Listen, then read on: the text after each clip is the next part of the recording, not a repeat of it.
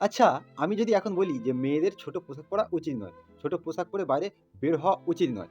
কিছু মানুষ হয়তো আমাকে বলবে যে আমি মেয়েদের স্বাধীনতা হরণ করে নিচ্ছি। মেয়েদের বস্তাবন্দি করে রাখতে চাইছি কিংবা কোনো ধর্মীয় দৃষ্টিকোণ থেকে তাদের স্বাধীন হতে দিচ্ছি না। আচ্ছা, তাহলে খান স্যারের এই ভিডিওটি দেখুন তো।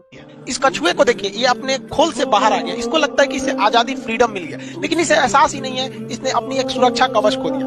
आजकल की जो न्यू जनरेशन आई है ना, वो फ्रीडम को अलग डिजाइन में सोच रही है। उन्हें लगता है कि भाई हमें कपड़े पहनने की जो आजादी मिल जाए वही फ्रीडम है। देखिए, आपको जो पहनने के लिए, ओढ़ने के लिए बोलता है ना, वो इसलिए बोलता है कि भारत में जो लड़कियां होती हैं वो देवता की तरह, देवी मानी जाती है। ये जगत जननी माँ सीता की भूमि है। यहाँ लड़कियां पवित्र होती हैं गीता की तरफ। তাহলে কি বুঝলেন? এখানে খান স্যারও কি মেয়েদের বস্তাবন্দি করে রাখতে চাইলো? বা মেয়েদের স্বাধীনতা হরণ করে নেওয়ার কথা বলল? না ভাই, নারী যে সম্মানের যোগ্য, নারী যে মা, নারী যে দেবী স্বরূপ, সেই জন্যই আমাদের ভারতবর্ষে নারীকে ছোট পোশাকে কেউ দেখতে চায় না। কারণ নারী যেহেতু দেবীর রূপ, দেবী কখনো ছোট পোশাকে দেখা যায় না। দেবী কখনো ছোট নোংরা পোশাক পরে না। যাই হোক, এইটুকুই, বেশি কিছু বলবো না, কারণ যা বলার খান স্যার বলেই দিয়েছে। নমস্কার।